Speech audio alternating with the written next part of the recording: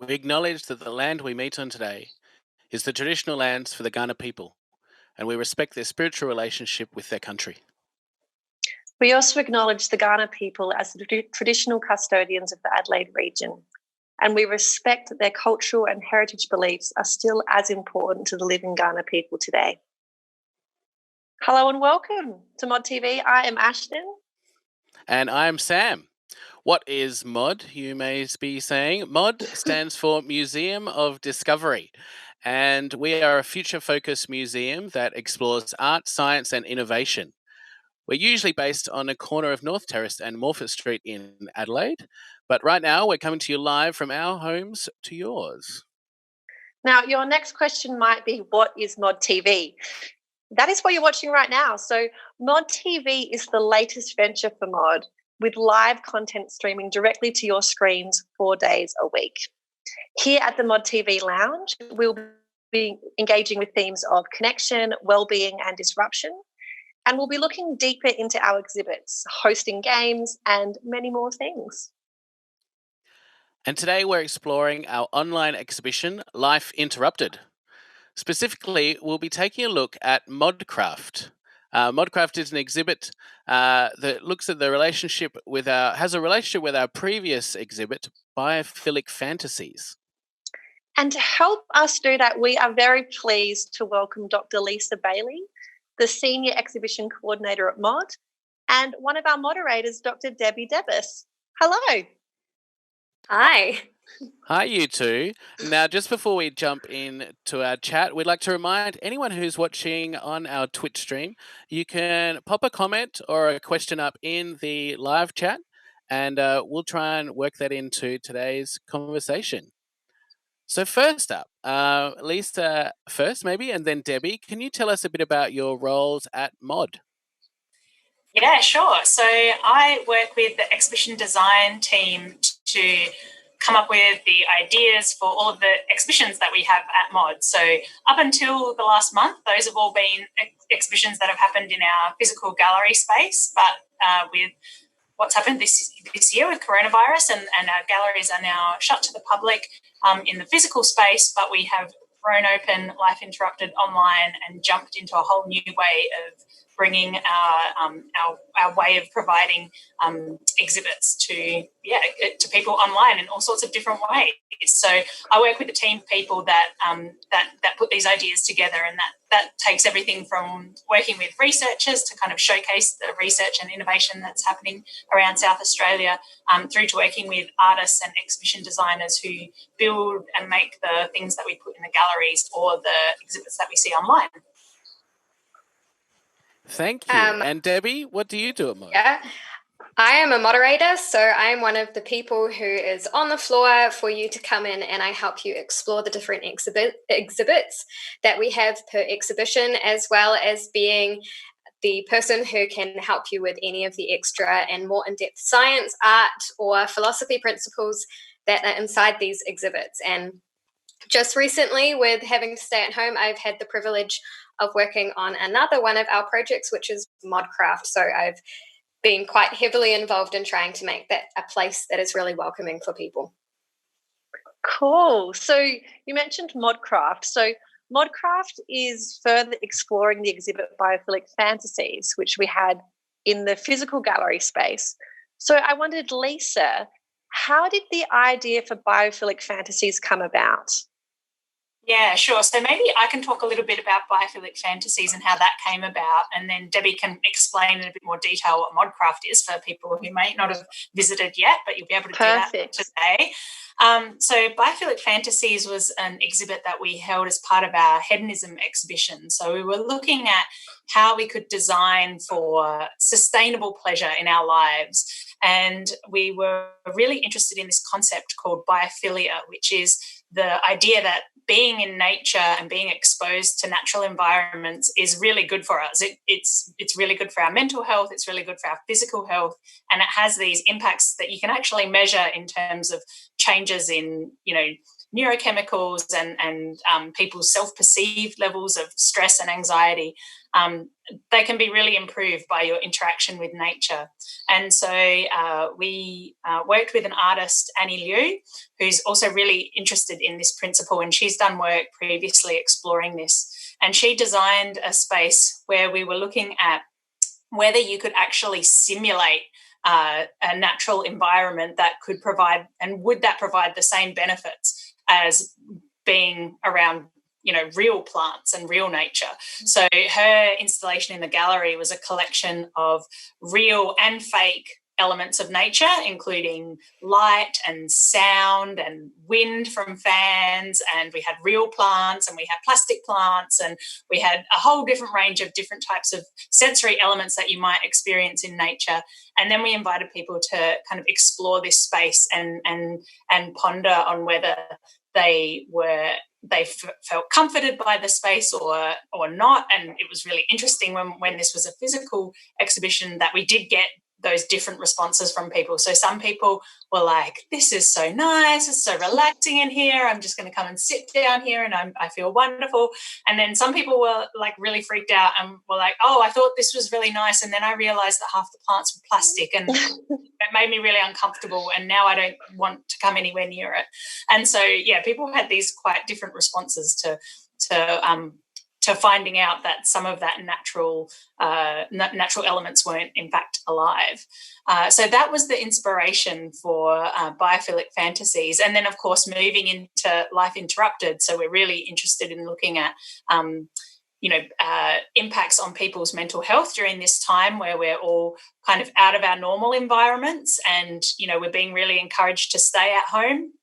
And so, you know, can you be bringing elements of biophilia, whether that's like plants and things inside, or can you be exposed to screen content that's perhaps looking at natural or simulated natural environments, and would that have the same benefits? So that was kind of the question that we wanted to explore in putting this together. That's great. I do remember Biophilic Fantasies being a bit of a favourite spot for the moderators to maybe slowly monitor the area and hang out in a bit longer than some other spaces. It definitely did have a calming effect, I remember, on myself and some of the other moderators. But I guess, Debbie, how's that going, that kind of conversion to the Minecraft world? And how's that all working out?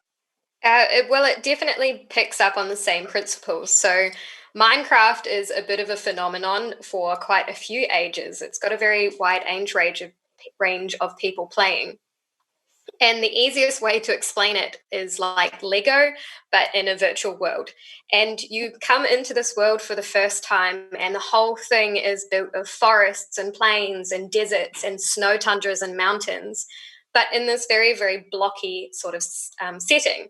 The aim is then to collect materials and build whatever you want. And it's a highly creative, open-ended game where you can make those choices yourself. So when trying to convert the principles of Biophilic Fantasies into Minecraft, we wanted people to explore what they thought was this nature in Minecraft. For some people, that's literally not even building, it's just exploring, trying to find your way through a forest, find animals. For other people, they'll take a very kind of almost non-naturey approach, and they'll mishmash parts of what is natural in Minecraft, such as leaves, with something like concrete to see how that might look together. And some people decide to build something that they're familiar with in nature, such as maybe a tree, out of things that clearly wouldn't be able to make a tree, and it's more like a statue. So it's really allowed people to build their own interpretation instead of witnessing someone else's interpretation and exploring those ideas theoretically. It's actually giving them the practical tools to try it out themselves.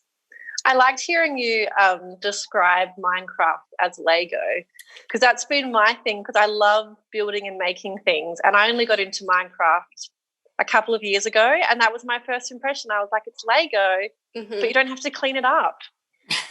Perfect.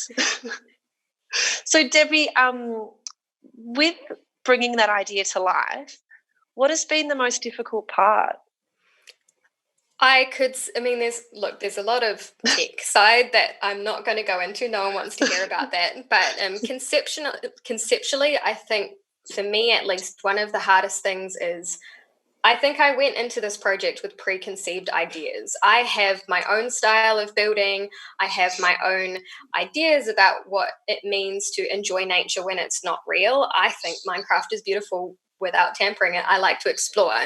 And just letting go of those ideas as new people came into the realm and started to build their own things. And for me to look at that and appreciate their perspective instead of trying to put my perspective on them. So I'm there now, but I think I didn't expect that when I started making the realm.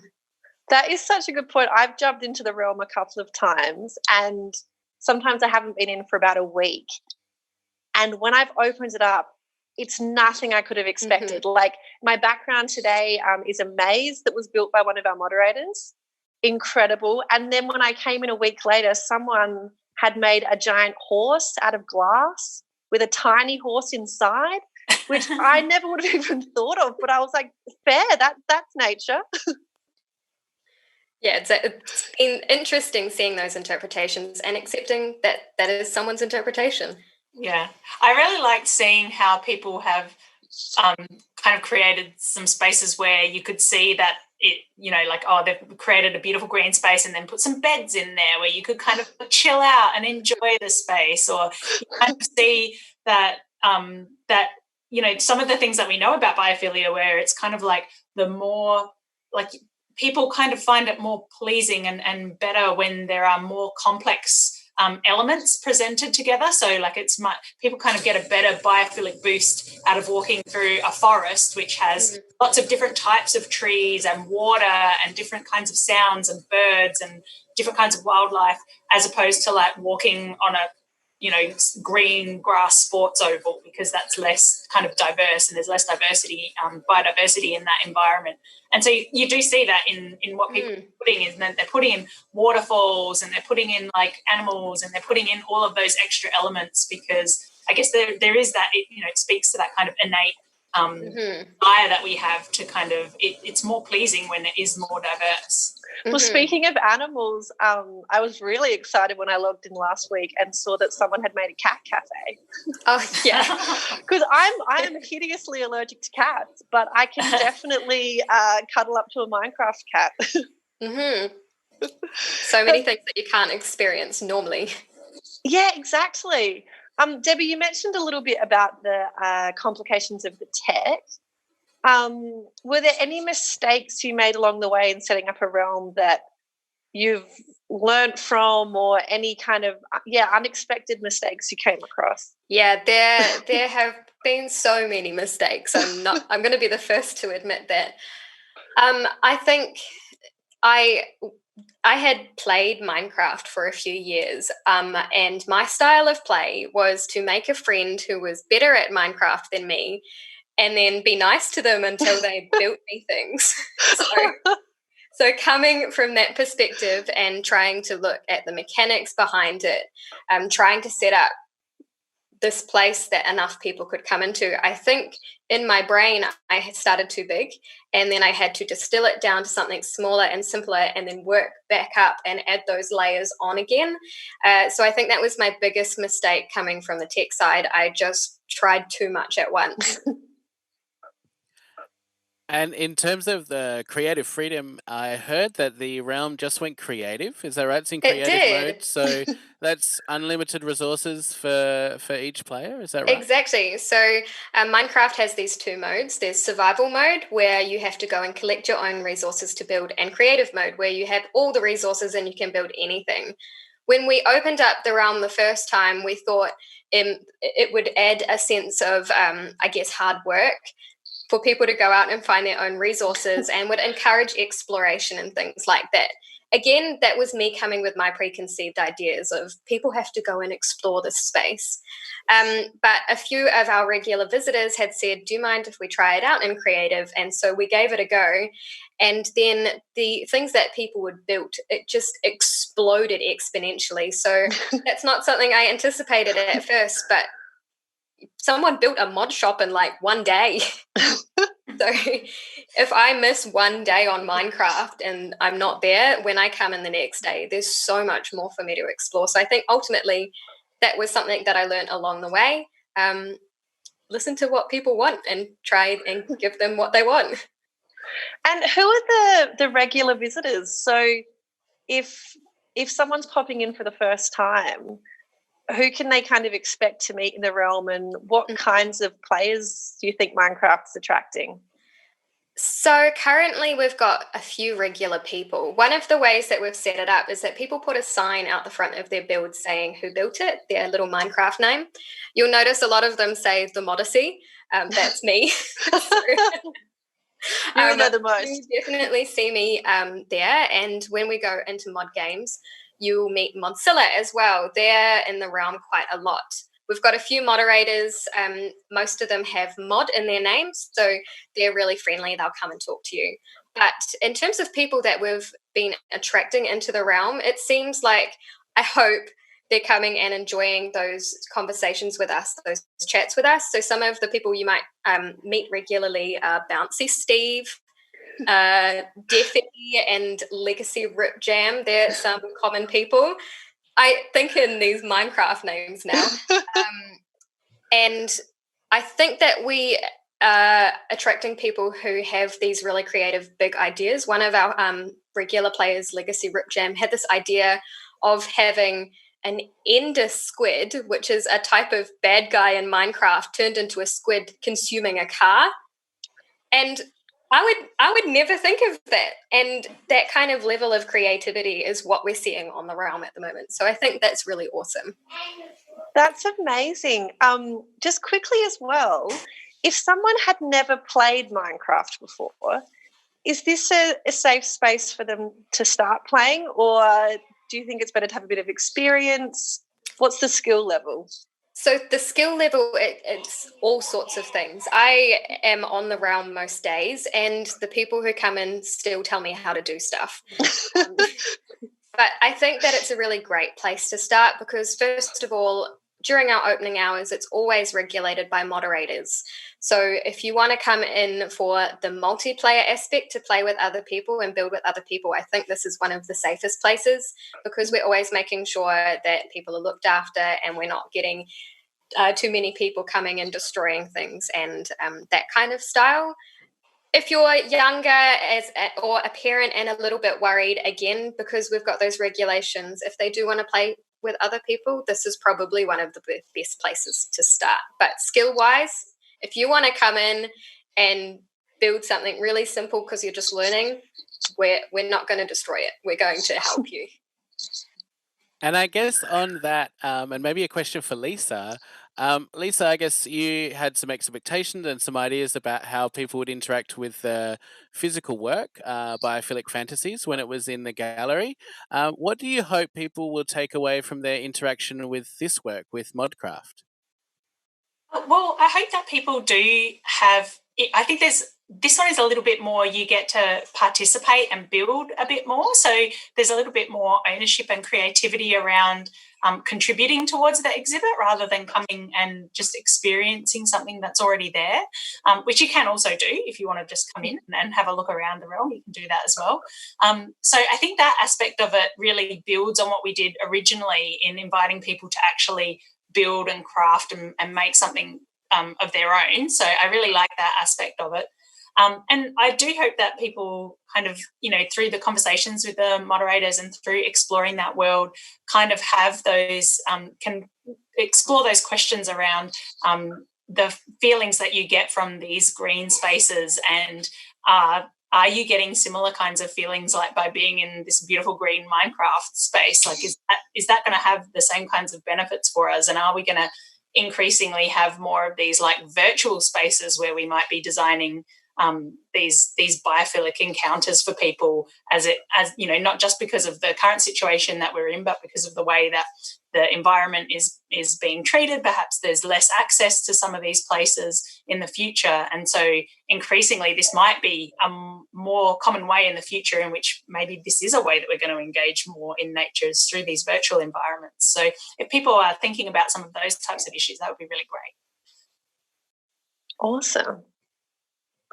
So I guess, hang on, I've had a question come in from our chat. Very exciting. Do you have any other plans to look at virtual spaces and their health benefits? So are there other virtual spaces you're keen to explore next?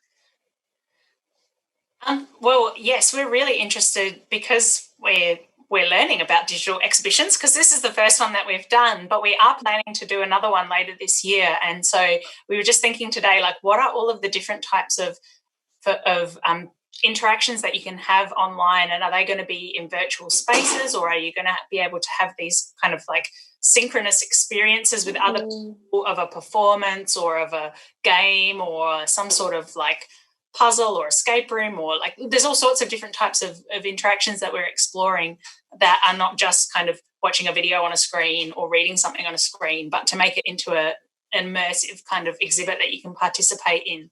So we're very interested in exploring other types of realms and virtual environments to set digital exhibits in.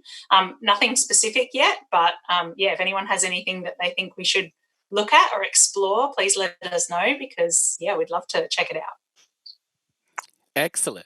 And what's the next project for you, Lisa? Obviously, the exhibition timeline has slightly changed at MOD, but what's the next big thing that you're working on right now? Well, the team is still working on bringing new exhibits into Life Interrupted, so you'll see them come online over the next couple of months. And so some of those are around other things that are really important for our well-being during this time. So we're looking at things like sleep and things like that. We've also got our comic series, which is coming out every Wednesday by George Rex. So I'd really encourage people to look out for that when it comes out on our social media on Wednesday, because they've been that's really great. I'm really excited about that project. And then we're planning our next exhibitions for the future, and our next one will be the title is yet to be finalized, but we're looking at kind of things that are up close, so kind of microscopic things and intimacy and things like that. And so that's looking at everything from like kissing and relationships to like biofilms and nanotechnology and all sorts of things. So that one we're still planning at the moment, and that's a really exciting time of an exhibition when you get to explore all the different types of ideas. Cool. And how about for you, Debbie? What's coming up next for you project-wise? Well, I'm always looking at ways to expand Minecraft, so I've got a few ideas about that, and we'll see how that works. But my next major project currently is a role-playing game, which is going to be called the Museum of Discovery and Dragons, where people can come and watch us play a Dungeons and Dragons or a mod-inspired Dungeons and Dragons game, and hopefully eventually start participating in those kind of role-playing games where you can connect with people online to build those friendships and build a lot of like personality things as well. So that's what I'm looking for next. That sounds awesome. I have always wanted to play a role-playing game, but I never have before. Is this a good place for me to start? This would be a perfect place for you to start. So we're looking at some ways where we can make like really, really simple rules that people can then take home and play themselves without getting into like these really complicated, you have to know an encyclopedic knowledge. That sounds awesome. And do you think, is it going to be D&D at the MOD or MOD&D, or have we landed on a name yet? I do have to find D&D. That's cool. In my mind, it's Mod and D. So the Museum of Discovery and Dragons is like the place these people work at, which sounds like a pretty great museum if anyone wants to make that. That's great. And if people are interested in finding out more, where should they go, Lisa? They should go to the Life Interrupted website and find us there. So that's just mod.org.au, and you'll see Life Interrupted right on the front page there. And that's got all the details for if you want to go join Debbie and in the Minecraft realm, you'll find the exhibit page and you can link through from there and explore all of the other exhibits as well. Excellent. Well, thank you so much, Lisa and Debbie, both of you, for joining us. Thanks for coming on the show. Thank you very much. Cool. Thanks for having us. Bye. Bye.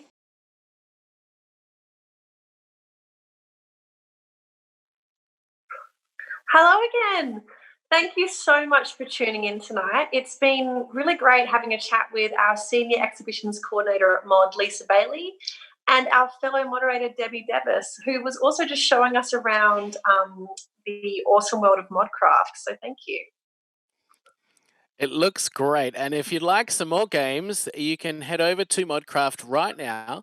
The MOD.Craft realm is open until 7 p.m. tonight and every Tuesday to Friday night from 4 p.m. until 7 p.m. So check it out. Build your dream garden with your friends and our moderators. And we'll be back here tomorrow at 4 p.m. with another edition of Mod TV Lounge. And tomorrow we're featuring Trish Hansen from Urban Minds on the theme of well-being. So that's one you do not want to miss. Now, in the meantime, if you'd like to see more of what's happening here at MOD, you can head to our website, mod.org.au, or our Facebook and Instagram. Otherwise, see you tomorrow. Bye.